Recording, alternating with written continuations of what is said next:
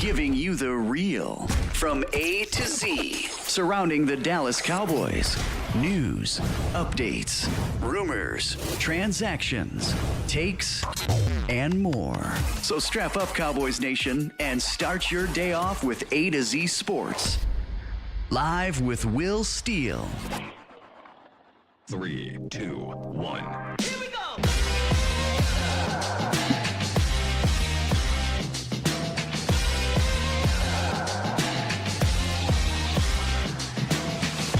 Good morning, good people. Welcome to A to Z Sports Live. We are streaming live on YouTube, and of course, I am your host, Will Skywalker. Still, boom! Keeping it together for you guys. We're keeping it together. Coming up today. Look, we knew it was going to be a miserable bye week. We knew that, right? But at some point, you hope that the staff is down there figuring some things out, tweaking some things to get this back on track. And I've got 4 tweaks the Cowboys should make that could help get this thing turned around. Some of these you've already heard, but they must be done. Plus, in the Roundup, we got an update on one of the rookies that's going to be critical in turning this thing around for the rest of the season. So we'll get to that once we hit the Roundup. But y'all want to stick around for my 4 things the Cowboys need to do or tweak in this here bye week. The bye week's different, excuse me, nowadays than it was previously. You used to be able to practice through this. You used to be able to make them come in earlier.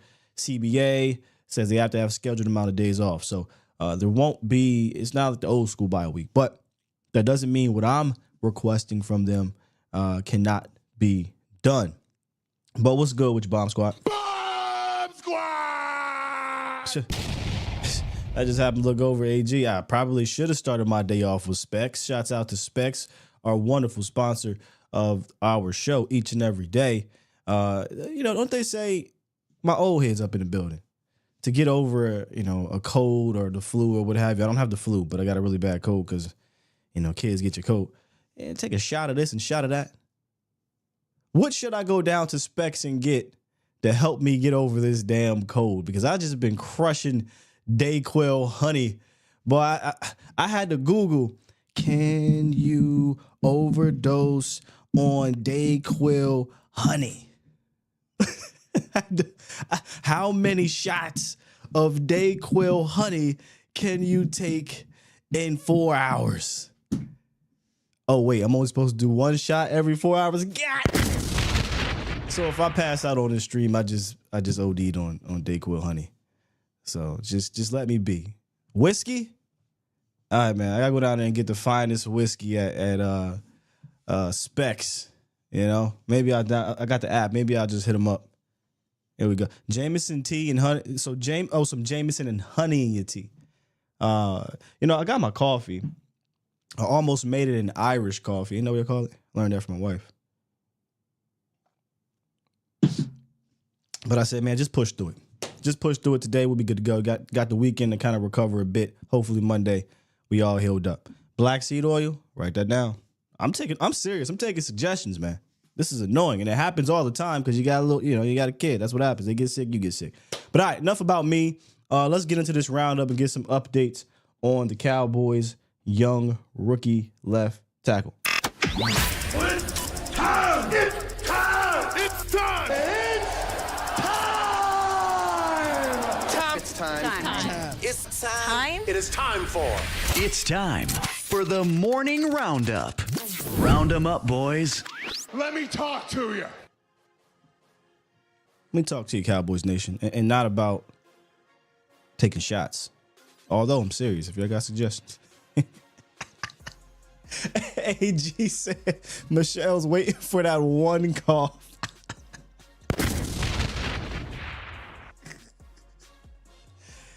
Oh, man, y'all make the morning so much better. Okay, so we got an update on Tyler Guyton. Tyler Guyton practiced last week, didn't play. And we were wondering, hey, what's going on? Well, per the Cowboys owner, general manager, president, vice president, senior vice president, executive vice president, Jerry Jones, He says, quote, he just wasn't ready to go. But he is the left tackle when he gets back healthy. And they asked, I always want to say Marty, Brian Schottenheimer, Shotty, the OC in name, said, is Tyler Guyton a part of the best 5? Shotty said, yes, absolutely. Tyler's really a really good, talented young player. He just wasn't feeling great.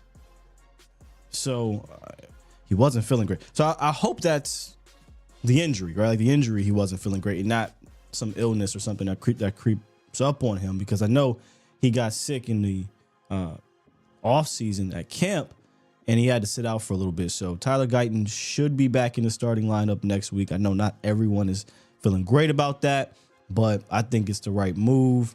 I think TJ Bass is a solid backup guard, but I think Tyler Smith being at guard is best for you, and you just got to let your first round pick get through this. You got to let him learn, and the only way he's going to learn is by playing. It may not be a popular take at this moment because, you know, each game he kind of has his moments where it's not great and it gets highlighted, but that's what you signed up for.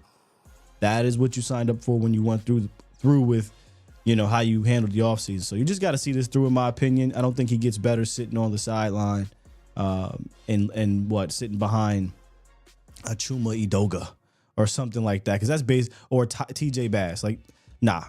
If Tyron Smith, and I'm not talking about the Tyron you're seeing in New York, but if this was like last year and Tyron was here, then yeah, that makes sense. Or, you know, learning with Jason Peters, I bet. But nah, gotta let him get out there, Cowboys Nation. He needs this. He needs to get his butt whooped sometimes. He needs to win against these guys sometimes and learn. That's just kind of how I see it there. So Tyler Guyton is expected to be back in the starting lineup when he's healthy. Now, I'd imagine that is going to be welcome back, Rook, against the San Francisco 49ers. Nick Bosa doesn't spend a whole lot of time over there.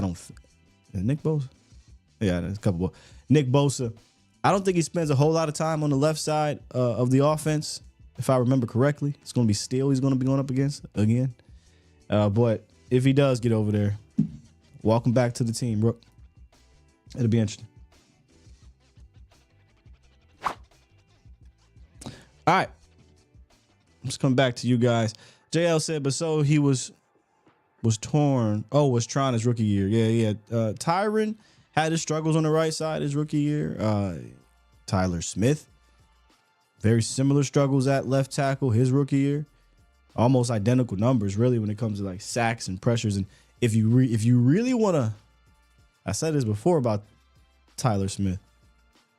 Dak Prescott got hurt because of Tyler Smith in his rookie year. So while I think it's more sacks for Guyton, or I think he has one more sack, giving up a few more pressures or what have you, Tyler got your quarterback hurt. So this is but he got better as the year went on at the position. Eventually he was flip-flopping back and forth, but that was a strange year in 2022.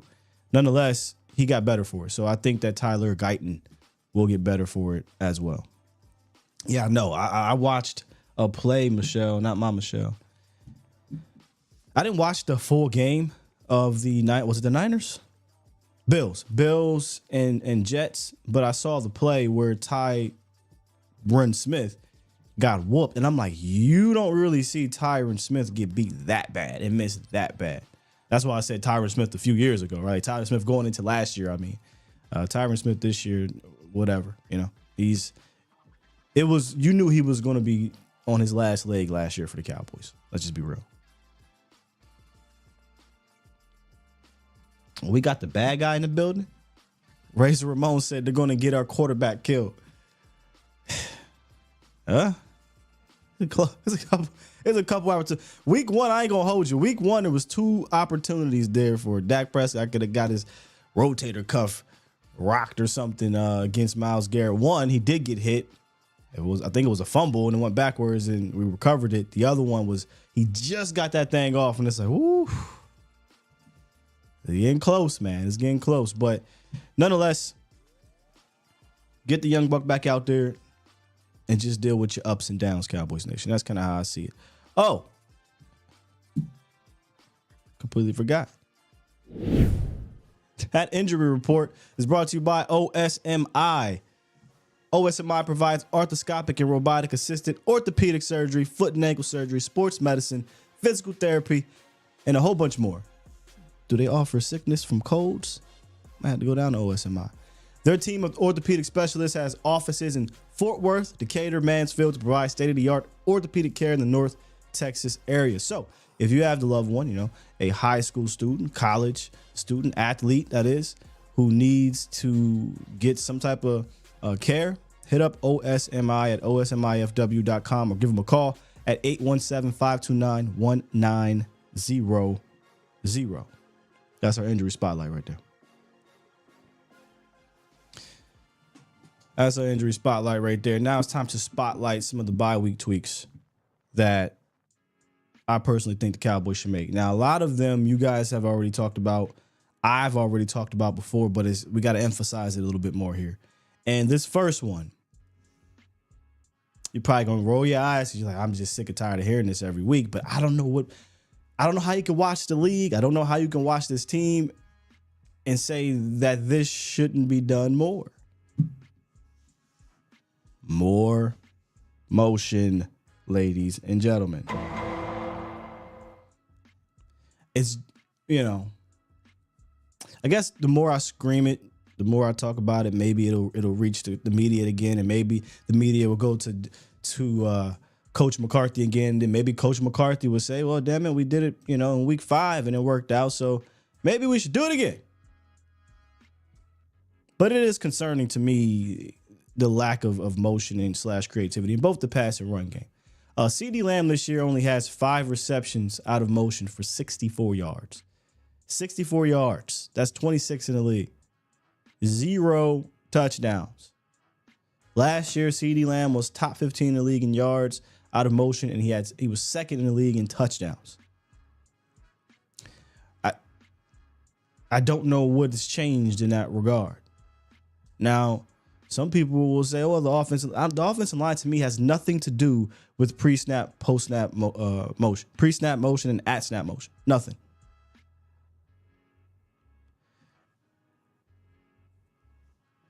It's more to manipulate the second and third levels of the defense and give you easy buttons that we saw a few weeks ago. And think about it. If you use Lamb just in general more in motion, teams are paying so much attention to CeeDee Lamb. They always have, but it feels like right off the bat they are. Well, if he's going in more meaningful motions, well, teams will have to dictate or bite or hedge towards him earlier in the progression or earlier in the play, and that's going to open things up for other people. Or you can just flat out use pre-snap, at-snap motion in general, like we saw against the Steelers.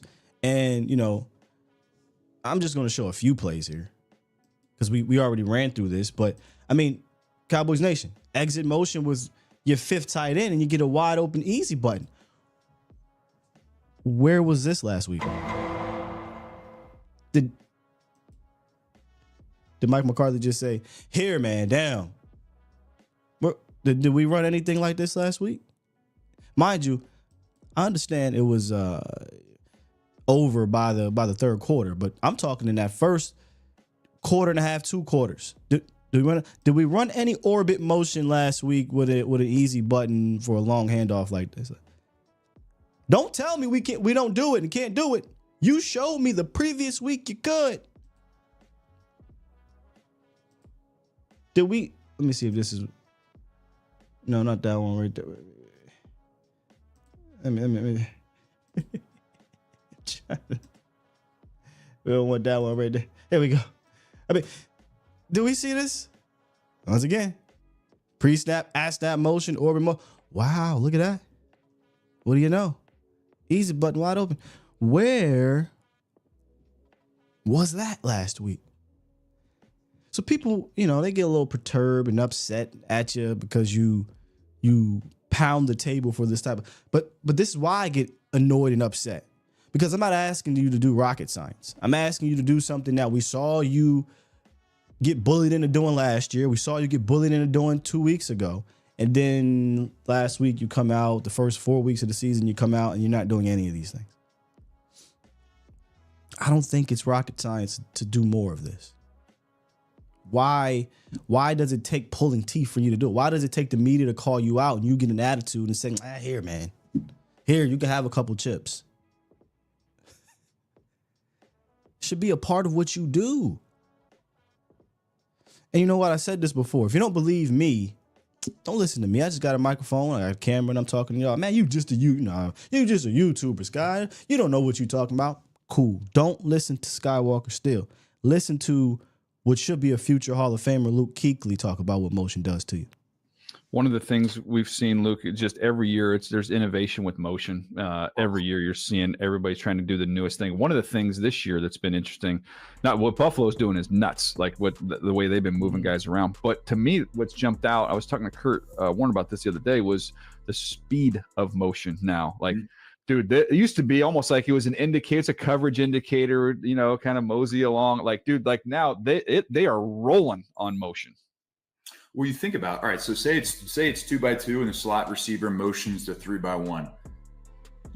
There is no stress on anybody in the second level of the defense for him to get out front side. He's motioning across, make it 2x2 to 3x1. And you're like, he's just going to move over there. Nickel comes over, Mike and Will switch. You can figure out rotation. But now it's like, hey, we're playing the San Francisco 49ers and they line up in 2x2 and Deebo Samuel is running Mach 5 across the formation. I don't know if he's getting the ball. I don't know if he's running a pass route. Now I have to get, hey, is this zoom motion? Because if it's zoom, I have to bump.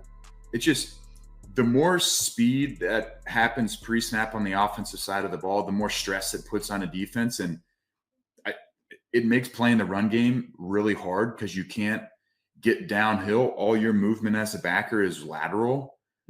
It's just stress on the defense is caused by pre-snap motion and the speed at which they do it. Anytime somebody tries to get on here and fight with me about motion, fight Luke Kuechly. Fight one of the best linebackers in his generation. And this is one of the smartest dudes to play the game. He understands how difficult it is to deal with real meaningful motion. Not what you see a lot of times from the Cowboys. A lot of I'm not trying to pile on my guy CD. There's been enough going on, but I don't like high motions. I don't. I've seen him run maybe a handful of meaningful type of motions. They're extremely lazy. It looks like he got an attitude, And again, I ain't trying to pile on to him, but I promise you, go watch him. Like Luke Kuechly said, if it's just a basic identifier motion, I bet you going from a 2x2 to a 3x1 because he's just jogging over there. That does nothing. That's the easy bump down, right? I'm talking what he did in Pittsburgh when they threw the interception to Tober. I was meaningful. I was running at Mach 5, right? I was sprinting. I'm talking more of CD going to get this reverse and that turns into a dump off. I'm talking, not exit motion, not just jogging out there. Get out there. And Shoddy puts an emphasis on that. He talked about that. I think it was last year. Like, hey man, we have to move with a purpose. We have to move with a purpose. And I'm not just singling out CD. CD is tough. He has a tough job. Everybody's eyeing on him. He gets frustrated. Most of these receivers get frustrated if they're not involved early. But I'd imagine he's frustrated because he knows this is whack. It's whack. I mean, I don't know how else to put it, man. As an athlete, sometimes you're like, man, this is. Now, does that excuse you for not going 110? No, I'm not going to use that as an excuse. But you can clearly tell, man, there's a lack of trust right now in what's going on with the plan of attack. More motion, man. Give me more motion in both the pass and the run game. I'm not asking for a whole bunch. Am I Cowboys Nation? So CD motions like a kid who don't want to share his toys. Sometimes it is like that. Rolo, I think Aikman actually did call out Jerry multiple times, if I'm not mistaken. And let me say this real quick.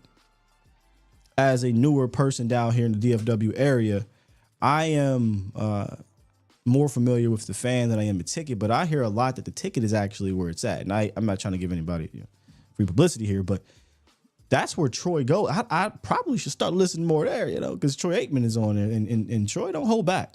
I've seen and heard him lash out against how they do things. Troy, to me, doesn't seem like a... How can I put this? I think Michael Irvin is in his own category. Like Mike is Mike. Mike should really be our mascot. I feel like Emmett can lean in towards, the Jerry thing and the Cowboy thing a whole lot. And sometimes he says some things that's okay, that makes sense. Sometimes he's like, all right, you Cowboy. Troy doesn't feel that close to me to Jerry. Like, obviously they're close, but not in the sense of I'm just going to blindly follow what this dude is doing and saying and blindly support what he's doing and saying. Troy can be critical. I've seen him be critical. Yeah, he's not a company guy. I don't believe that at all. So I would love to, Troy could have been, in my opinion, what John Lynch is to the 49ers. He could have been a general manager somewhere. And his name often gets brought up a lot. If he ever wanted to step down, which, why would he? He's getting a stupid bag to call, one game a week. It's a perfect schedule for Troy Aikman. But if he ever wanted to, I'd be intrigued to see him as a general manager. So yeah, Troy's not biased. I don't think he's a company guy. Number 2. You've heard me say this before. Feature Ferg. Now, I'm not saying that Ferg is being shut out or anything, because I think he's top 10 in just about every type of category, like targets for tight ends, targets, catches, yards, everything except touchdowns. But you heard what Kirby Joseph said. If you guys didn't, I can try to find it for you. But Kirby Joseph came out on Amon-Ra St. Brown's podcast. Oh, no one talks about that. And Amon-Ra St. Brown asked him, what was the game plan, Kurt, against the Cowboys? Because y'all was locking them up. He was like, man, we knew if we just take out 88, we wasn't scared of nobody else. Oh, man, that's disrespectful. Which, I mean, it's kind of what a lot of us have been saying in general. But we'll just take out 88 and we good to go. So I hear that and I'm like, see, to me, they're not really featuring Ferg as a weapon, because Jake Ferguson 100% has the ability to make defensive coordinators have to game plan to take him out too. But he's not being featured in that way. You got to see when I do this. Shouts out to Vach. Ferg does a whole lot of running down the field, say it with me, class, and turning around. He probably does it better than anybody, though. Like, Ferg, his snap when he gets to the top of that route and he snaps and turns. I mean, Ferg is good. He's just not being used as a weapon in this offense. He's running down the field, say it with me, and turning around. Now, in Pittsburgh, you saw more Ferg getting deeper and running these outs and things like that, right? But I'd like to see Ferg featured more as a weapon.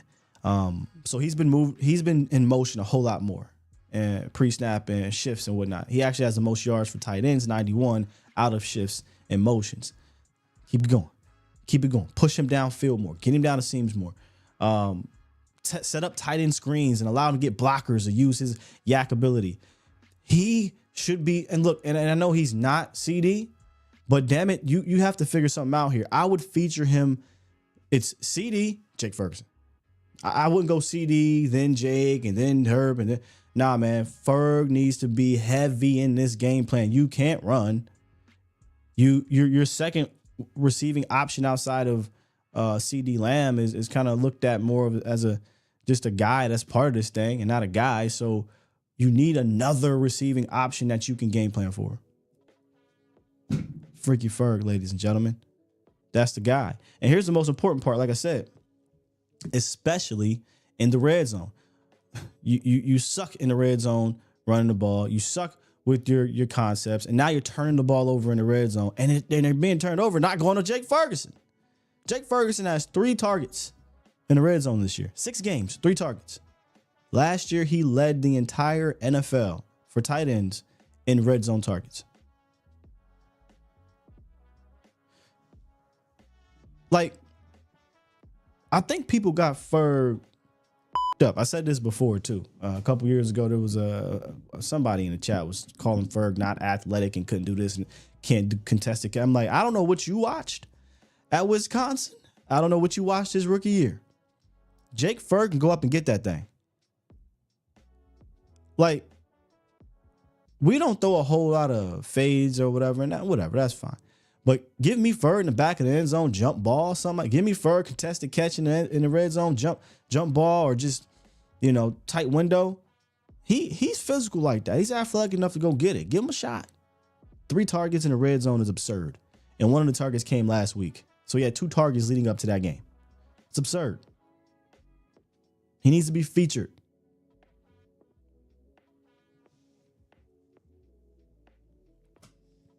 So my first 2 things right there obviously reside on the offensive side of the ball. Oh, but wait, there's more. I got another one via offense, and then we'll get to one via defense. And with the defense, a lot of it is you just got to get guys back.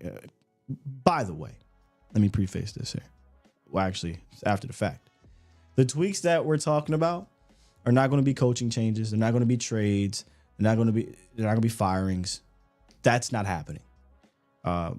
If you were going to make a coaching change, it would have been happened. If you were going to make a trade, low key, that would have been happened too. So nothing significant is happening on those ends. So we're just trying to figure out within the building, how can we tweak some things to get a little bit better moving forward. Okay. And like I said, we talked about the offense side of the ball. So it's Friday, and usually we do this on Thursday. I'll go back and we'll look into our underdog reads for the Cowboys. But the Cowboys are not playing. So I said, let me find the marquee matchup this week. Ooh, we got a heavy hitter. Rematch of the Super Bowl. Kansas City versus San Fran. KC travels to San Fran, 325 Central for the rematch. And you can join the millions and millions of fans who have made game days more entertaining by playing along on Underdog Fantasy. Sign up with the Cowboys or with the promo code ATOZ Dallas and get a deposit match up to $1,000. And you don't got to go far. The description will be posted in the link. You can get started today. You got higher or lower, ladies and gentlemen. Still playing this week. Just because the Cowboys ain't playing, I'm playing. Patrick Mahomes and Brock Purdy. Higher or lower for Patty, 235.5 yards. Higher or lower for Brock, 250. I'm going to start with Brock real quick. I'm leaning towards lower. And here's why I'm leaning towards lower. Kansas City is 5-0 with Patrick Mahomes throwing 6 touchdowns and having like 7 turnovers. I repeat, it's not a drill. Patrick Mahomes doesn't just look human.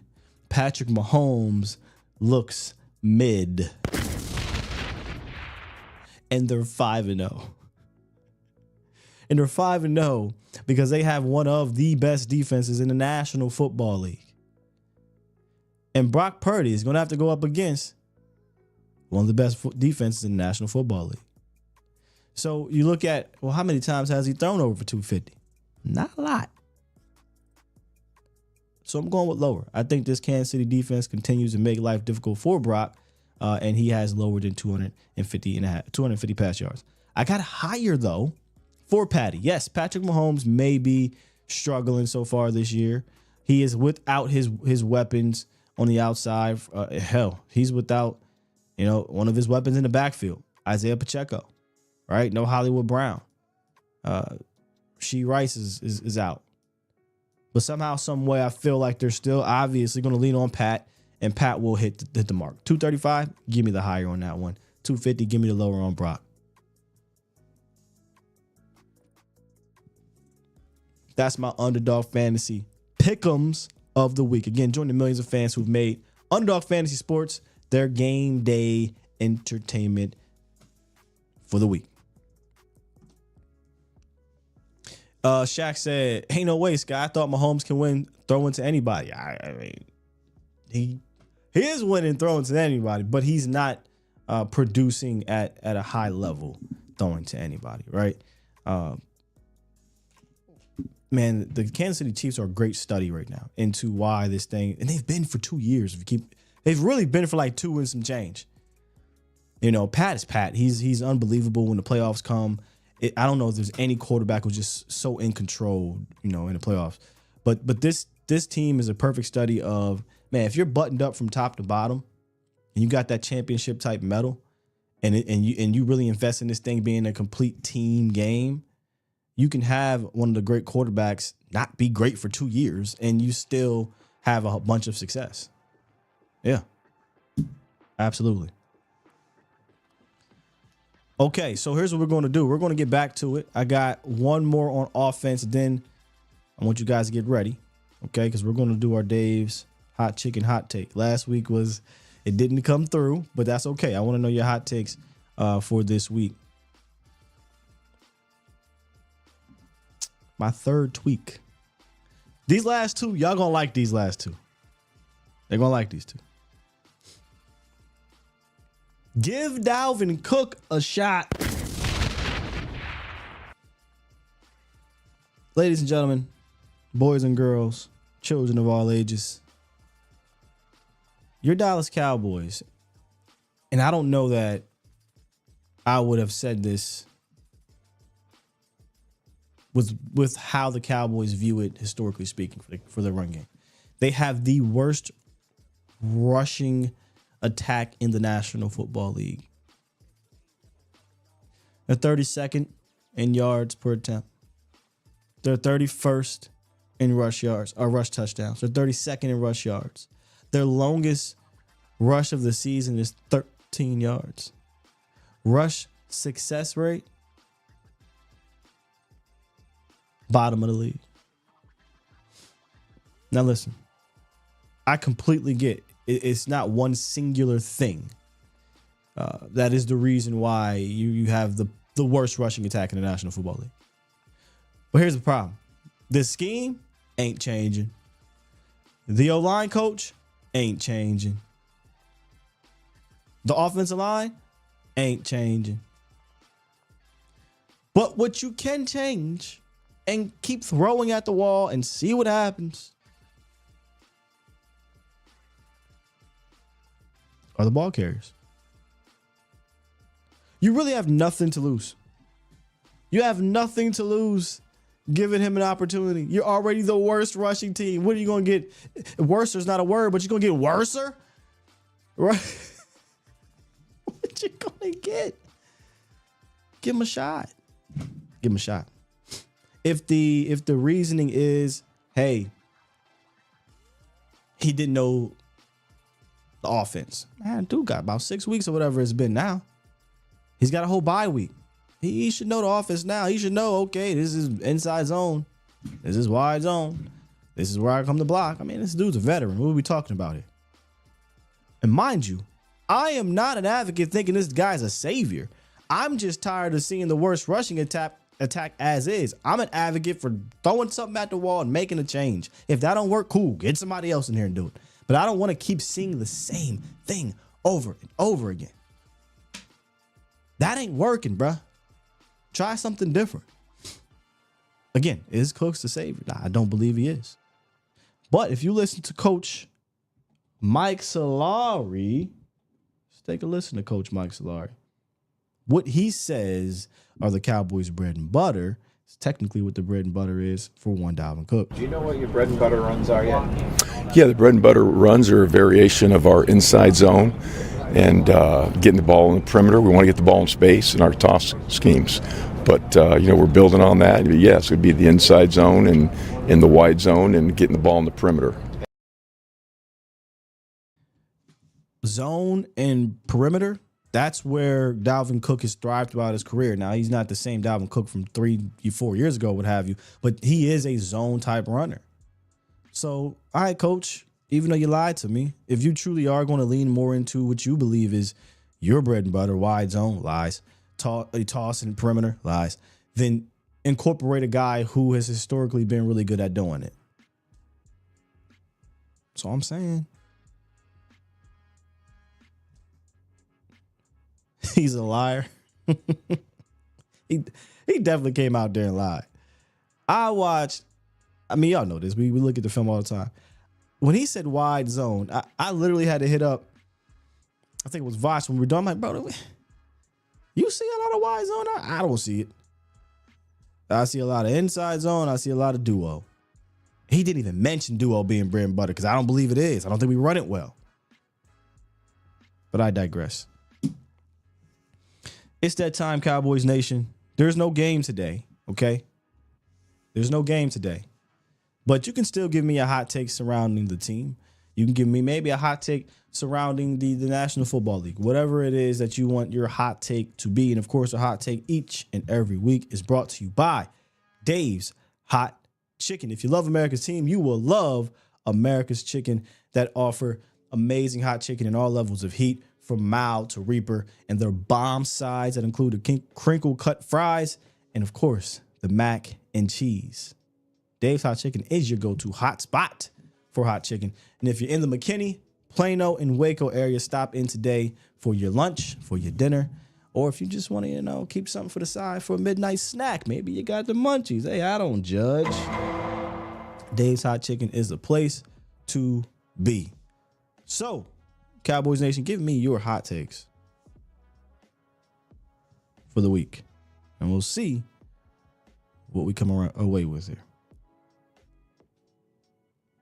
I almost read that, Toxic. I know not to read yours because yours is more crazy. Let's see here. Paul, seems like Mike wants power, Solari wants zone, and Jerry wants Zeke. How can you run three philosophical differences? I don't think Mike McCarthy particularly cares. I don't think he cares about how it's done. I think McCarthy cares about the number, right? He always preaches number. Number. The number does not matter. It truly doesn't. It's about the efficiency and the how. Because if the way you run is successful, if the way you run is advantageous, then you'll reach the number. If you're just going to run out of shotgun and run read options with Zeke and freaking Dak, come on. What are we doing here, right? AG, hot take, the 49ers only beat us by 20 and not 30. Professor O, my hot take. Dallas will trade before the deadline. Ooh, but will be sellers. I don't got to go further. I like this one, Cowboys Nation. I like this one.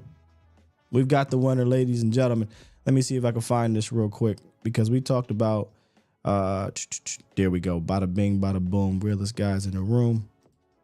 We talked about this before. So,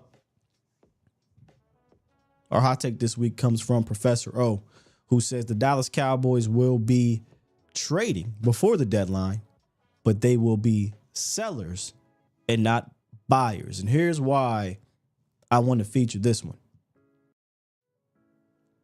Because the Cowboys aren't good at selling either.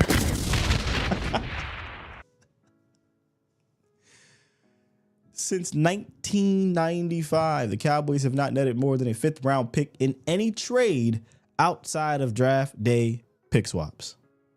Yeah, that is not a typo. And to be honest, I would encourage somebody to double, triple, quadruple check me. I asked this last year or earlier in the offseason, I'm sorry, when I originally posted this. If someone could backtrack this and make sure that this is right, please do, because this is absurd. So, as the Cowboys approach the deadline, it makes sense, Professor O. Absolutely makes sense for the Cowboys to be sellers, because think about this for a second here. The way they approached the offseason, the way they approached when these injuries were happening, they clearly weren't a team that was willing to put the chips all into the table and be aggressive and add these high level or quality type of players to their team, right? It makes sense for them to be sellers at this point. But sellers for the Cowboys historically has been, well, we will trade Tavon Austin. We'll get Tavon Austin for a defensive lineman straight up. We'll get the guard from Kansas City for a cornerback straight up. We'll get, we'll give you boss man fat for Noah Igbenogany straight up. It's been basically poor player for poor player, or mid player for mid player, or a mid player for a low draft pick. That's what selling is going to look like for the Cowboys. I would love to be wrong. Would love to be wrong. And they actually say, well, damn it, we're going to find a quality piece and get us a, second round pick or something like that. But that's not how they move and shake. So I'll add my hot take on top of your hot take. Professor O says the Cowboys will be sellers at the deadline. I say the Cowboys will be the worst sellers at the deadline. They'll be the worst sellers, man. That was our hot take presented by Dave's Hot Chicken. America's favorite chicken for America's favorite team. Okay, here's what I'll do. I'll take a couple of these calls and then we'll get to my last tweak for the day. Let's talk to our guy, Willie Ways. What's good with you, Willie? What's good with you, man? How you been? I'm good, man. How are you? Same old, man. Taking it one day at a time. Indeed, man. Indeed. What's on your mind? All right, so are we still doing hot takes or? Sure. Yeah, you can give your hot take. I got Dallas winning their next 3. So going on a 3-game win streak. Let me look at the schedule real quick. Automatically right here San Fran that's something right there. Because I remember last week you called in and was like, hey, man, how confident are you in these guys winning? And now it's you confident. No, I think it's going to be a bloody game. I think it's going to be like a bloody squeak by skin of the teeth joint. But I got us beating Falcons and I got us beating the Eagles. And the Niners. In the Niners, yeah. But like ugly, how did it happen type of joint. But that's just what I see. Yeah. I mean, we having fun, but I really think it's possible. Did I get cut off? Maybe even against our efforts. Hello? One second. Hey, Cowboys Nation, somebody said I got cut off. Are we good? Can I get a thumbs up? Okay, now we're good. Okay, so let me address it here. You said your hot take is Cowboys win the next 3. That is a hot take, brother. That 100% is a hot take because just the next game alone is really tough for me to see the Cowboys getting a victory. Now that we're going to sit here and lie to you, we're going to break it all down, but I just don't know how they get that done aside from these guys playing their best ball of the season, like collectively. That's a tough one. At 49ers, brother, that's what gives you the confidence, just out of curiosity, that they get the dub. Like I said, I don't think this is going to be an all-out, they whooping us like the last couple games. I think this is going to be a hard-fought, bloody battle that we end up getting by the skin of our teeth, maybe even against our own effort. But I just see we going to come through like last field goal at the end, overtime. I think we going to come through and try to play ugly and like what better game to come out of the bye than to go away against, some arch nemesis and really giving it to try to turn the narrative. You got everything ugly going on with the media and stuff like that. I think they're gonna make it an ugly game, and I think they can come out. They can come out of that. You know what I'm saying? But this is a hot take. It's a hot take, right? Yeah. Right. I will say this. I will say this. The likelihood of them winning 3 in a row, I think, increases dramatically if they beat San Fran. I think that could propel them into a 3-game win streak. So it starts with the first one, but this is the toughest one of the 3. So if they win that one, then your hot take, I think the percentages of increasing of happening increase. Yeah, I think we could turn the tide a little bit. I gotta feel like this. You know what I'm saying? I think we could turn the tide, and we still got, once we're in full-fledged mode, I think we can do it. I got like 1.5 more if you don't mind. I can run through it. I just want to. All right. Yeah. So one other joint I got it. 1 second, because Quan brought up something really, really, really important. Oh, my bad. He said you can't play ugly if you can't run the ball. That's real. That's real, bro. That is real. Go ahead. That is real. That's real. I mean, I'm not going to knock this. That's why this is a hot take. I think this is going to be a ugly type of game, and I think we're going to squeak through. You know what I'm saying? And then I think we're going to beat the Falcons. We're going to beat the Eagles. But my other hot take is that, and this is a hot take now. Oh, we got a couple hot takes. Yeah, I Okay. got two, so I'm gonna speak them quick and get out your way. Gotcha. Another one, I think before it's all said and done, I think Hunter Lipsy goes RB1, and I think that Tolbert might finish the season with more yards than CD. Oh, shit. Hey, Willie Ways came in this bug swinging. Woo! Dog, that might be that last one. The second one, I don't agree with that because they just ain't gonna use them. But whatever, right? The running back room ain't all that anyway. But what? Turp? The most receiving yards? That's heavy. That's a heavy one right there, brother. That's Willie Ways, ladies and gentlemen. Hey, bro, I listened to Willie Ways. Look, I know his hot takes might be crazy, but his bars are crazier. He got some fire music. Willie Ways, let him know where to find your music at, bro. Hey man, you can catch me on Instagram, YouTube, Spotify, Willie Ways, man. Willie with an IEWAZE, man, and hit me up so I can do the song for the channel and all that. Yeah, I'm down, bro. I told you. I said if I check you out and excuse me, I had to bum it up. I check you out and it sounds good and it's beyond sounds good. I told you I was vibing out doing work to your mixtape. I'm down. So yeah, we gotta kind of just rap a little bit and figure something out so I can get like maybe a new, not necessarily a new intro. You know what? Maybe I give you the instrumental to the intro. Let me see what's up. We'll talk something. Yes, sir. All right, well, appreciate your time, man. Y'all be easy, man. Let's enjoy this weekend, but just breathe and watch. Facts. And we coming back for blood next week. Let's go. Yeah. Cowboys. Let's do it. Hey, man, one thing about the bye week, man, you get a chance to just kick back and chill and relax and not really sweat Cowboy game. Boss said, Willie be high. I respect it. It is hot take, though, you know? I did a semi hot take like that with Turpin. I think it was it week 1, y'all, when I said I think Turpin was going to lead the team in receiving yards in week 1. He didn't lead. He didn't have a single yard. But the year, that'd be interesting. Let me hear from B Bird real quick. Then I get to my last one and we'll get to the other caller. What's good, B Bird? Good morning, man. Hey, how you doing this morning, man?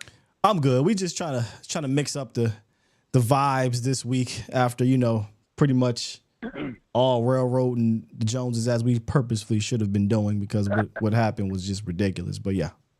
Yeah. Hey, so one thing I got from one thing I want to tell you is the bye week is second to watching games on the bye week is second to us winning on the Thursday night, and then just watching everybody else on Sunday. That's the best right there. I agree. Definitely when you win Thursday, you feel good. You ain't got nothing to do. Yeah, I love that. You're right. Yeah. So one of the things from Jerry conversation the other day was that he said they asked him about midseason changes, and he said changes are not good and are usually ineffective. Mm. And I did tweet this out, and I pointed out that Gary was we were 1-7, and Gary took over with 5-3. It could have been 6-2. I talked about this the other day. When he said that, I'm sitting here like, we did it before, and you could have easily been 6-2 and been in the playoffs. But I agree. That's BS. Yeah. That changes can't work. It proved that it could work. But anyway, go ahead. And then I went in with Amari. Before Amari, we were 3-4. Then after Amari, we were 7-2. And then I didn't even add Hankins and what he did for it because it's hard to kind of quantify what he did for the run defense. Mm-hmm. But not only that, man, this is what I was going to say. Really what you're doing is you're injecting talent, right, with the player, and then you're also giving them, some energy to the team, just something that's different than what you got going on now. Because I think right now, if you don't make a move, man, this season is going to be a little bit sketchy, man, because I looked at Detroit the other day versus us. It's just position groups by position groups. I was like, they're better than us on the offensive line. They're better than us on the defensive line. They're better than us at the linebacker position. They're better than us at the running back position. And I just kept on going. I was like, that team's just better than us. Yes. And then you go to San Francisco, that team's just better than us, y'all. Yeah.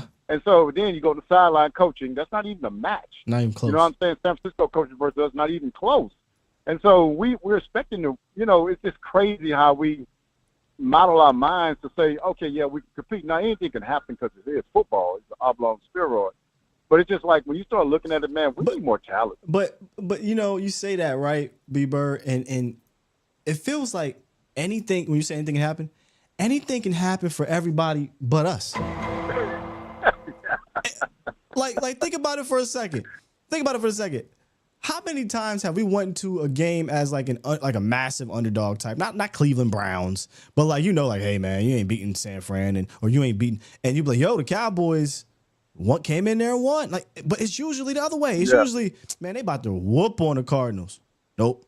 Cardinals come in there and they beat you. Man, the Jags can't beat them. Nope.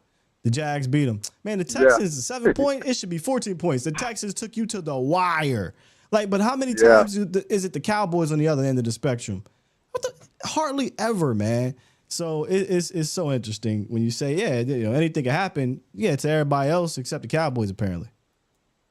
Yeah. And my last thing would be, man, I think with roster construction with this team, I think they look at the team from a best case scenario, like if all things go right, then this would be great. Because I mean, when you're looking at the defensive tackle position, you say, hey man, we you can say, hey, we spent the first round on Mazda, we're gonna need him to step up and be a first rounder. To me, like those kind of decisions that they make, it has no contingency plans to them or anything like, okay, suppose that doesn't work. No, we need it to work, and things don't work that way. But I'll tell you, and the reason why I'm saying this is because they get to do that because their job's not in jeopardy. See, really a GM that's job's in jeopardy, he's gonna be like, nah, man, no, Mozzie, we hopefully he'll come around, but until then, we need to go find somebody. You know what I'm saying, to play this position. But I think they do it from a financial state, saying, hey, man, our best case financially is for Mozzie to work, so we're gonna put him out there and make this thing work. And I think that it does us a disservice as fans because we're not seeing the product that they can have out there if they was really aggressive and just under some pressure. They're just not under any pressure to see. They play the long game all the time, and they're not under any pressure to get this thing done and turned around right now. And the word I would use, and we used before, they just have a lack of urgency in the front office, man, as far as constructing this team. And I think we're seeing a product of it, man. And that's all I had to say, brother. Hey, man, appreciate you as always, B-Bird, for the wisdom, man. Have a good weekend, too, brother. You too, brother. Yeah, they definitely play a long game. That's for damn sure. That's their philosophy, is to play a long game. Steven pretty much came out and mocked a Super Bowl winner for not playing a long game. I'm not joking. This is he literally, they came out and asked him, said, hey, look what the Rams did this past offseason or two. Yeah, he said, yeah, they won the Super Bowl, but they're gonna have to pay for it. Steven, they won the Super Bowl. It worked. Now I'm not saying you gotta go all Rams, you ain't gotta lean into it that hard. You're a solid drafting team, so you don't have to do all that. But how you mock somebody that wins a Super Bowl? Been to 2 in that 5-year stretch, and then got back to the playoffs just 1 year after their quote unquote transition year. Yeah, I said this to y'all before, I'll say it again. If I gotta suffer, and it doesn't have to be this way, but if I gotta suffer for 2, 3, 4 years because I won the Super Bowl being aggressive, then let me suffer. Let me suffer. I won't be one of those misery love company people. No, I'll suffer in my own little corner. I'll be fine with this staring at my Super Bowl ring. You think Cowboy fans are annoying, entitled, living in the past now from some damn dusty rings from the 90s? Yeah, all right, let me get a Super Bowl ring in the 2020s. Yeah. Let me get a Super Bowl ring in the 2020s. Gonna be crazy. Foots up in here. What's good, Foots? Oh, there go Foots right there. We said morning, Sky. I know we ain't happy right now, but I want to give Sky flowers for showing up daily and giving folks a platform to sound off. Hey, bro, I got a saying here, man. Win, lose, or draw, I'm here for it all. It is definitely not easy. Somebody had tweeted this out. He shouted you out too, and a lot of us that kind of do this daily. It is not easy when things are rough like this to do this daily, right? And especially when I try to give different types of shows when I know in reality the exact type of show y'all looking for every day because we're all frustrated and upset. But that's the gig, man. That's the gig. All right, last one, then we'll take a couple callers. My last tweak. Again, I said y'all were going to like these last two. This one hurts my soul. Can y'all guess what it might be? This one hurts my soul because this specific unit has been a disappointment. Now, again, I know a lot of things are come into play when it comes to results. It's not just one thing. But I was for sure positive that this unit would play a lot better. And it hasn't. Y'all know how I feel about this position. No, not the trades. The safety group. This might have, look, maybe not to everybody else, but to me, maybe the most disappointing unit defensively. I get it. The defensive line ain't been nothing to write home about, or defensive tackles specifically. And then obviously with Micah and D-Law out, the corners have not been good either, including Diggs. He's been very subpar this year. But the safeties have been a disappointment, man. That's all I can, that's the word. I'm not mad, I'm not angry, I'm disappointed. And yes, I know I've been calling for some competition with my guy Wanye, right? I know I said break the pool stick, let them battle it out, but I also said, I think regardless who they start, the safety group should have a good year. They're not having a good year. I can be mad enough to come out here and say, I'm sorry, y'all. I thought this safety group was going to be much better than it is. They just aren't. They went from being a good tackling group to terrible tackling. They barely even getting tested in damn coverage. I mean, they do. It saw happening in week 2, but it hurts my soul, man. Hurts my soul. So, as for a bye week tweak, I'm looking for a shakeup, man. I'm looking for a shakeup. And at this point, I don't give a damn who it is. Marquise Bell, I mean, it was garbage time. He played like 14 snaps this past week. Wanye played 12. They both played their most snaps because it was a blowout. That's just, I mean, what do you got to lose? And it's hard. It's really hard for me to figure it all out because the way I thought we were going to use, at least Dono, that is, aren't using him that way. I was talking to Professor O about this. Malik, I said this to DB, Darius Butler. I reach out to him from time to time to get some advice on, what a role is and what this looks like, this coverage or whatever. And we both were like, Malik look a little slow out there. So shake it up. Free Marquise Bell. I mean, free Marquise, free Wanye. Let's see what happens, man. Get these young bucks in there and see what they can do.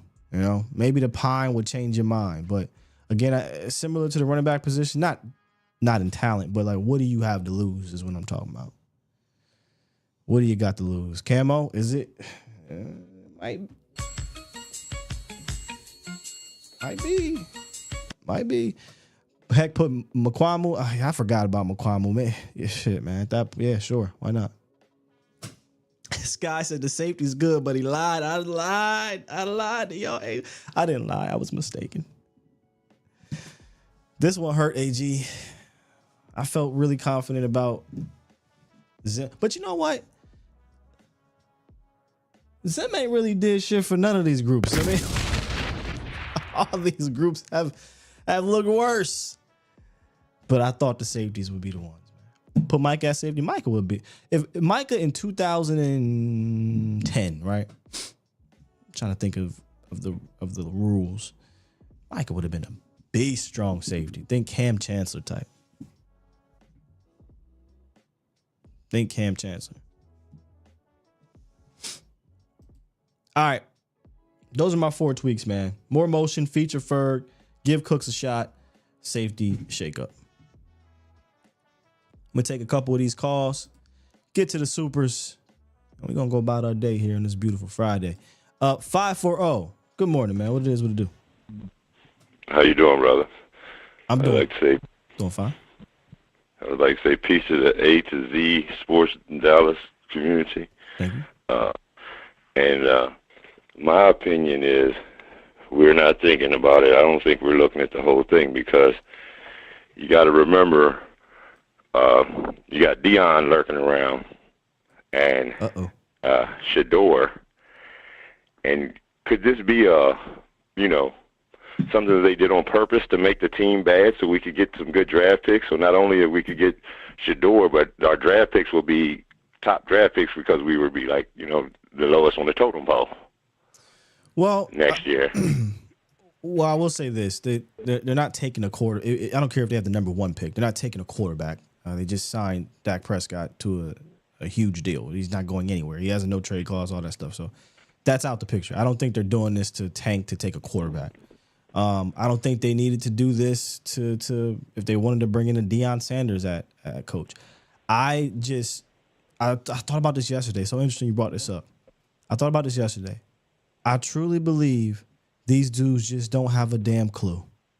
Like, I don't think they have any idea what to do, how to do it. Straight up. Because think about it. If this year was about, you know what, we're just going to rebuild, right? That's the term right now. Soft rebuild, suck, and bring in a new coach and bring all this, right? Get all the monies and all this. Well, why would you waste an entire year when you could have just did that in the offseason? You could have moved on from Mike McCarthy. You could have went out and got Bobby Slowick, Ben Johnson. If you wanted Bill Belichick, you didn't have to wait for a year. Bill Belichick was available. If you wanted to get, any other coach you wanted, this was the coaching round to do it. And if you say, well, Sky Cap, right? Well, you signed Dak and you signed Lamb. You open up the cap. Oh, guess what? It don't matter anyway because you don't spend that cap. Well, Sky draft picks. What about the draft picks? You don't make trades to accumulate a bunch of draft picks anyway. So the draft picks are going to remain the same. So I thought about it. I'm like, this doesn't make sense for them to be like, we're going to punt this season so that we can, have more money and get a new coach? You could have did that going into the season without wasting another year of a CeeDee Lamb, Dak Prescott, Micah Parsons, D-Law, Zach Martin, et cetera, et cetera. So I just flat out believe they don't have a clue, and they're just flying by the seat of their pants. Oh, okay. Yeah, Jerry Jones, I don't know. Ever since he did what he did with, Jimmy Johnson, I've just kind of strayed away from watching, because I think that, like I said, he's the worst owner in NFL history, in my opinion. But, I feel sorry for the guys out there because, like you said, the leadership's not there.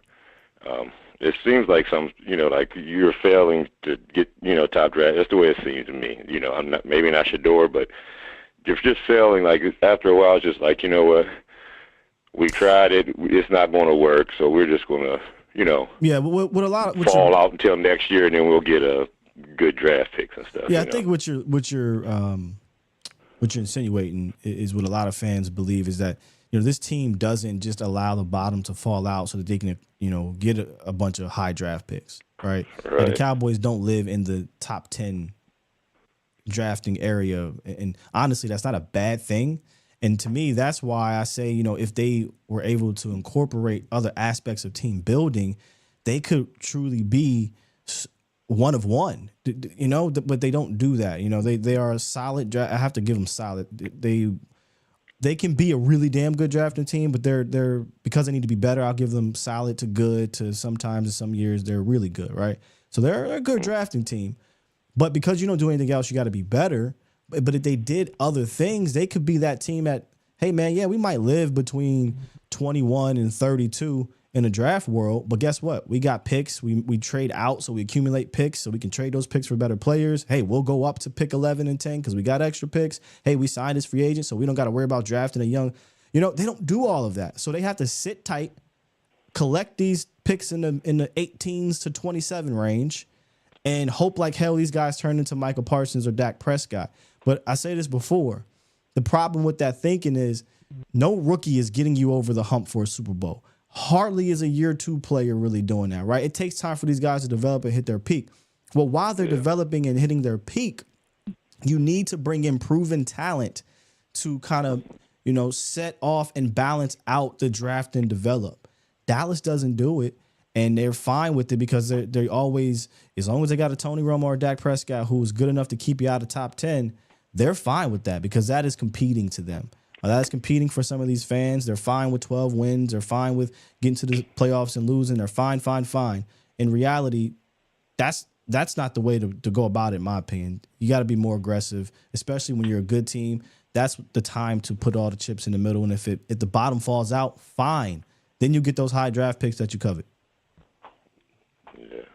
Well, Derrick Henry would have been a move in that, aggressive, nature if you wanted to take.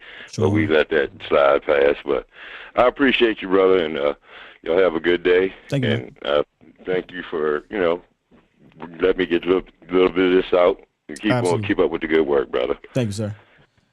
That's one of my goals, even though I fuss with a lot of people that do come on here and say crazy things.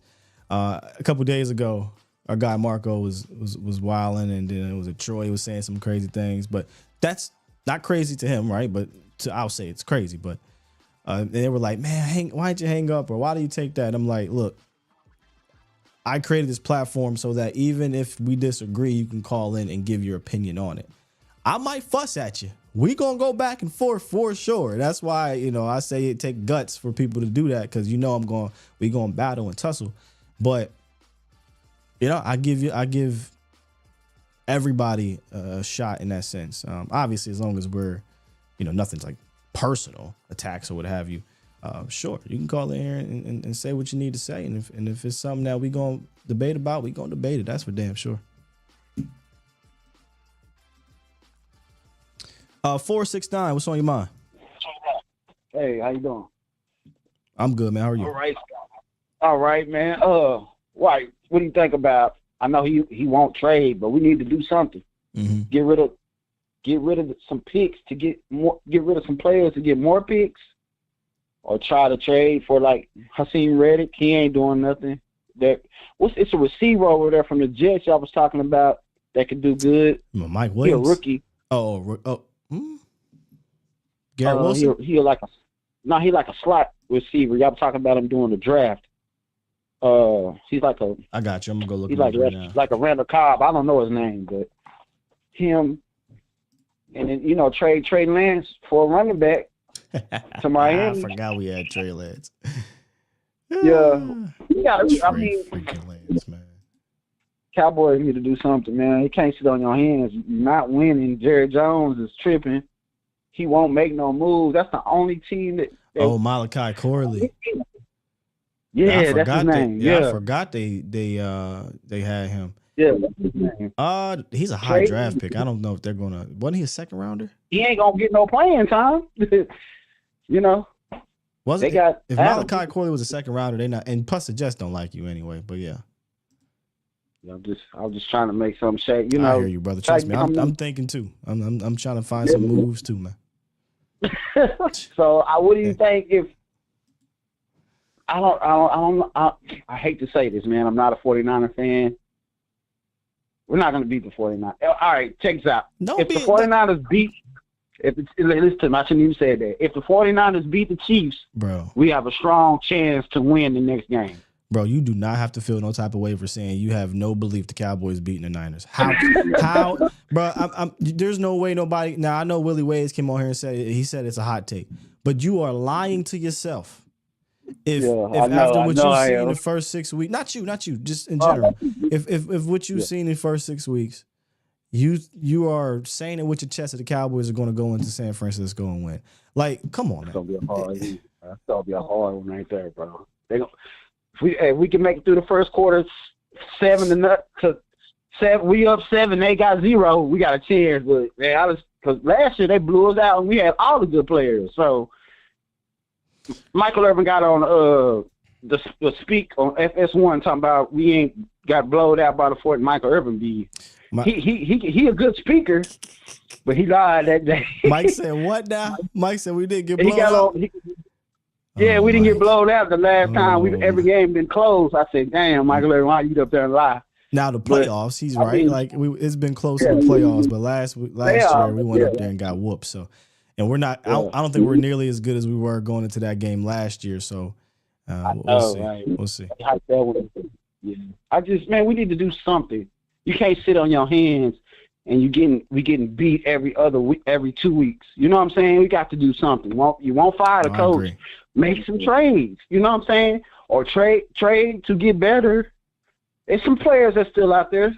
You can try to get T. Higgins. You can try to get Hassan Reddick. You can try to get a running back from another team by trading. You got 3 quarterbacks. 2 don't play. I get rid of Trey Lance. He ain't doing nothing. And try to make some moves. You know what I'm saying? That's all we can do. I agree that they should not sit on their hands. Unfortunately, bro. Unfortunately, the names you're bringing up, it's just I just don't see it happening because historically, now receiver, that's the one position they have done it. That's the one position they've done it before. But I don't recall them doing it when they've already had a wide receiver 1. Remember 2018 they got Coop because they didn't have a wide receiver 1. When they went and got who was it? Joey Galloway. They really didn't have a 1. Roy Williams. I can't remember if T.O. Sorry, Roy. When we had T.O. and Roy Williams. Yeah. T.O. So T.O. was like on the back end, I think, and I think they were realizing he's done here. Let's go get Roy. And so I don't know if they'll do it. I doubt they'll do it, but they historically just don't make the move. Yeah. They did it then. Yeah, they did it then. Well, gotta do something, man, because we getting embarrassed. People running on us, talking noise after they beat us, man. I'm just tired of seeing the same. I don't want to jump off the bandwagon because I'm tired of getting blown out, man. Like, I'm tired of getting blown out. I haven't looked. I said I was going to do this research. I haven't looked, but I don't know how many teams just getting mollywopped like, and we supposed to be a good team, right? Getting mollywopped like this over the last couple of years. It's crazy. Yeah, that's not cool, man. It's not cool to get beat like that. I mean, I understand we can go win some, lose some, but not in that fashion. Mm-mm. It's not. It's tasteless, and I don't want to watch it. Because that's my team that I root for. You know what I'm saying? It's just, bro. We got a kicker, but you can't kick field goals. Trade Brandon Aubrey for a first-round pick. Let's go.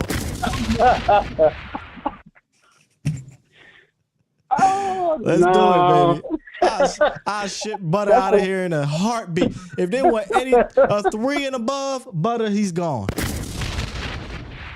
Give me a 3, he gonna give you a 3. Let's do it. You funny, bro. All right, man. Let me get up out of here. Have a blessed one. Hopefully we can do something, man. We gotta get better, man. We got a couple days because if they don't make a move, I find it hard to believe they're gonna make a move on Monday or Tuesday, but we'll see. All right, brother. We'll see. All right, man. Oh, you know what? They did make a move. You're right. What's my man? Jalen something. Cowboys signed an XFL player from the San Antonio Rocky Mayavias, the Brahma Bulls, the San Antonio Final Bosses. Where you go? There was an article up here.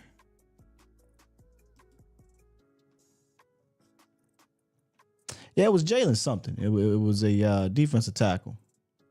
Yeah, from the San Antonio Brahma Bulls.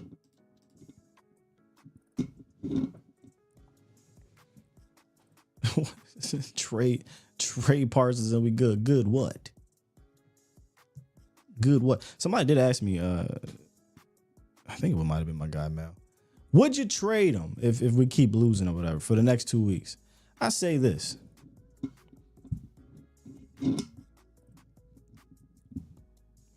Mother for what? What do you like? Seriously, what do you get out of it? You're not rebuilding. If this was a team that moved like an aggressive team, say the Rams, hell, even the Eagles, the Chiefs, the Ravens, Buffalo even gets aggressive. If this was a team that moved like that, I feel like that kind of makes a little bit more sense to look into that.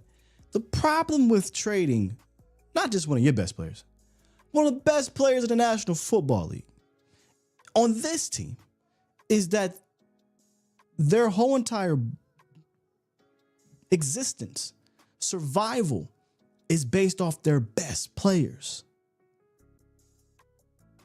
Dallas survives by having the Micahs and Lambs and Dax and Laws and Martins.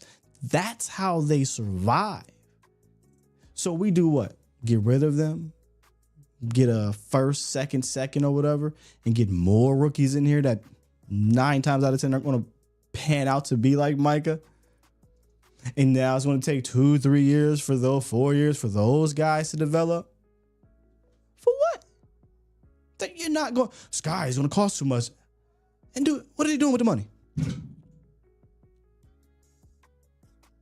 Tell me what they're going to do with the money. Again, if this was the Rams, right? Hey, yeah, we can trade for Ramsey and trade him away. We can trade for Ndamukong Suh and trade him away. We can trade for Aqib Talib and trade him away. We can sign Bobby Wagner and trade him away. Like, yeah. If it's the Chiefs, this is the Ravens, we can get Orlando Brown and trade him away. D Ford and trade him away. Hill and trade him away, because we know we're going to use that money to go sign these other guys, use those picks to go get different guys in trades. We don't move like that. We survive. This is the key word. We survive. We don't thrive. We survive off of our top players. That's why it makes no sense. Now you tell me, you push out this general manager, bring in a real general manager that is aggressive and makes moves and is savvy in that manner. Everybody on the table, cool, I listen, whatever. But that's not this team, man. And you know, you guys throw this type of stuff out there as if that's going to change anything because you mad at a dude with a podcast. Does trading Michael Parsons upgrade your general manager? Was trading Michael Parsons upgrade your coach? Does trading Michael Parsons upgrade your scheme? Does trading Michael Parsons make you a better team? No. It doesn't. Not in any aspect of football.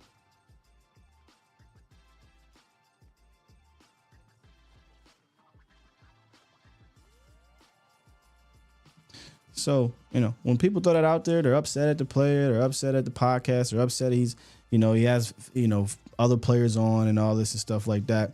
But that's emotion speaking. They're not really understanding who their team is. They're not. They're not. Your team don't move like that. Your team can't move like that. They're incapable of it. I say it again.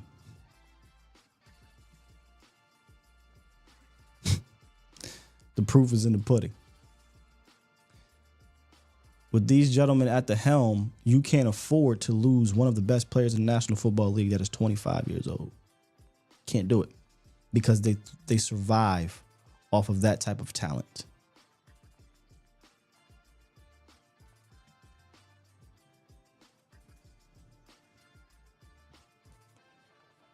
If it was Les Snead, if it was Brett Veach, hell. But if it was Howie, I had a conversation. Because I know if they mess up, oh man, I'll go sign Hassan Reddick. I'll go sign excuse me, Justin Houston, or I'm using other names from back in the day, D forward, right? I'll go make a trade. Frank Clark. San Francisco is another one. John Lynch, right? I'll go sign what's the defensive tackle for Philly? Hargrave. I go sign a Ward. They don't care about busting a move like that. Although they wouldn't trade Nick Bosa, but they don't care about busting a move like that. You want to trade Michael Parsons so we can sign Jeremy freaking Mincy. That's what y'all want to do. Let's trade Michael Parsons and sign George Selvey. Let's trade Micah Parsons and go in here and bring in Charles Haley from the damn crypt. That's what y'all want to do. And act like it's going to solve something. All right. Do it. Then you're going to get mad it ain't nothing happening. All right. Good stuff today, man. I'm about to head on down to Specs. It's the weekend. Y'all said I could get me some whiskey to help me with this cold. So I'm heading down to Specs, the one-stop shop for unbeatable selection of beer, wine, liquor, and finer foods. Whether you're planning a party or just looking for the perfect bottle, Specs has you covered. Great prices, expert advice, and the best brands. You can find it all at Specs. And Specs is here to make your game days even easier. They got the same-day delivery if you can't get down there, or you got to make it quick. They got the curbside pickup. You just have to stop in at one of the locations anywhere in the Texas area. Specs, cheers to you. Cheers to savings. We will not be at Canva, but again, if you want to head down to Canva this week for a cool little spot to watch the games on Sunday, do so. Let them know A to Z sent you, man. We might not be down there, me and Jesse Holly, but the vibes will still be there. The games will be on. The good food will be there. Good people, music, the DJ, the atmosphere. It is fun times down there at Canva Sports and Social. So head on down this weekend for your game day festivities if you are in the DFW area. They're located at Deep Ellum. Ain't mean to go on a rant right there, but I was thinking about that the other day too. Like, all right, bet, let me play the game. What they gonna do with it? That's what I was thinking about. What are they gonna do with the capital? Trade them to spend money on UFL and XFL players. Facts, man. Nah, man. That was just Roy. That was just straight up real stuff, bruh. If you go back and listen to what I'm saying, all like jokes aside and trolling aside, you'll come to realize what I said. And it don't got to just be Michael. Anybody. Diggs, Lamb, anybody. You'll come to realize what I said is the absolute truth. This team can only survive on its top players. They don't know how to do without. They don't know how to move on from those type of guys, recoup assets to get better in that manner. They don't know how to do it. You know why? Because you got two dudes that don't have a damn clue running the organization.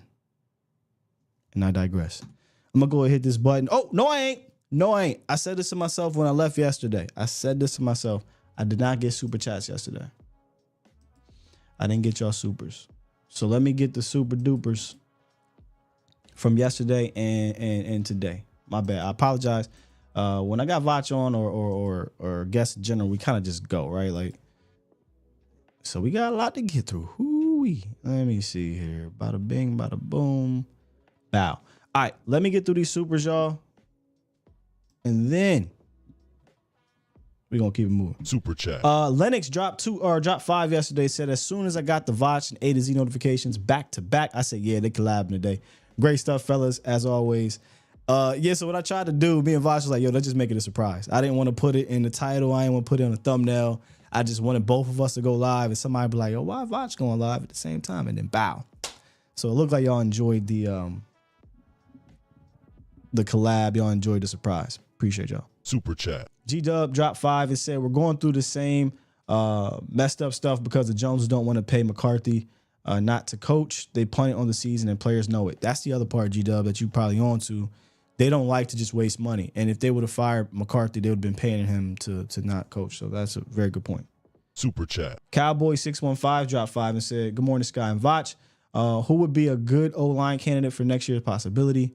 Also, Sky, appreciate the recommendation for Bars in Dallas. Blessings, Kings. No problem, man. Hopefully you found a spot if it wasn't where we were at. Who would be a good O-line candidate? Are you talking about like coach? Whoever San Francisco's water boy is. Nah, shouts out to my guy, Twan. He there's an O-line coach in San Fran. I don't know if he would do a lateral move, but maybe you give him some arbitrary like title just to get him here. But San Francisco's whatever. Whoever's in the running back room, is Anthony Lynn still there? Whoever's in the O-line room, that guy. I love Hank Fraley in Detroit. I don't really see him leaving though, unless again he's getting a promotion. David J dropped 2, said, man, Super chat. love your content. Thank you, David J. Sully dropped 5 and said, Troy is the type of company man that know the office is short, but he's still going to take his PTO. Mike and Emmett will cancel their trip. The office is short, but take the PTO. Mike will cancel their trip. Yeah. Facts. Facts. True. Super chat. That was me when I worked in the office. Coleman dropped a dub. Appreciate you, Coleman. He said, team has no faith in coaching staff. I tend to agree. And you can see it on the field. We are completely broken, and I'm cool with more ass beating, sadly, because we know it has to happen for Jay to do something different. # overhaul. Yeah, I'm not in that locker room. I haven't asked anybody. They probably won't tell me anyway. I said this to you guys. And who dropped the super the other day, man? Man, it was heavy. He said, when you lay down for the first time, it's easier to lay down the next time. Oh, that was a bar. Because what other team, and this is no jokes aside, what other team has lost 48, 44, 47 points? 3 out of the last 4 home games, and then in between all that, got rushed for almost 300 yards. Like, that to me feels like a team that just is laid down and on what's being said. Like, whatever you're saying from a coaching standpoint is falling on deaf ears. Even the bad teams ain't getting whooped this bad consecutively. That's crazy. That's crazy, man. So I tend to believe that, and I don't think it's like, man, we hate this guy or nothing like that. In regards to McCarthy, when I say I don't feel like he really has a locker room, I think it's more, you a lame duck coach, man. And half of these players are going to be here next year because they got the extensions or they got the contracts and they're rookies. And it's just like, man, what? All right, coach, this meeting over? What week is it? It's bye week? All right, man, come on, man. We got about 10 more of these things and then you're going to go your way and we're going to get a different coach in here. The one that shocks me, though, Mike Zimmer feels defeated. I don't know what's happening behind the scenes. Or this version of Mike Zimmer we getting, I see on the sidelines that just look panicked and no fire, no desire. It just, I didn't think we was getting that Mike. I thought we was getting, what the y'all? Hey, get your. And I'm not saying that's going to change anything. But it just feel like to me, he just, 44 South snap. That one shocked me, man. Tex Rob dropped the dub and said, this is for baby Skywalker. Hey, ain't no mail time. Super chat. This is for baby Skycrawler. I like that. Hope he and mama are doing well. Love your show, Sky. Thank you, Tex. He good. He just getting me sick.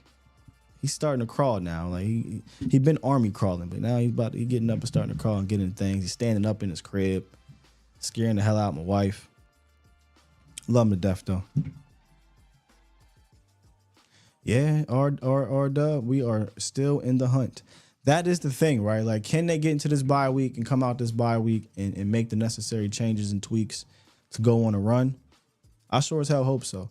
I am still, granted how it looks bad right now, but I am still on the same mindset I had months ago, which is let's see how we're playing heading towards the offs, right? Those last 4 or 5 games mean more to me in reality because that for the last 3 or 4 playoff trips, you can tell how this team is going to perform in the playoffs based on that stretch. So let's see when we get there. But boy, on the way there, it's been rough. It has been rough. Now, unless I got another one. Nope. I can press this button, get out of here, and enjoy our weekend. Push the goddamn button. Push the goddamn button.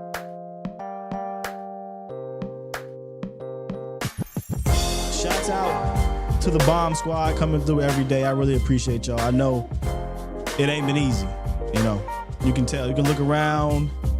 Cowboys Nation, you're moving around the community. It's not been easy for fans, but y'all show up.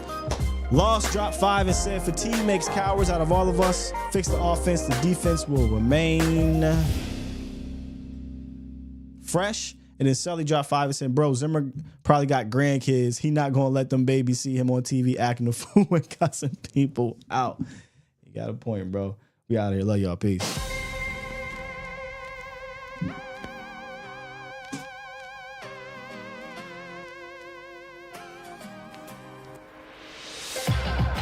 I know, Malcolm. I know.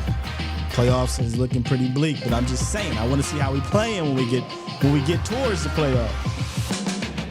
I don't care if they go into the playoffs 9 and 8. If they won 5 in a row getting there, be a threat.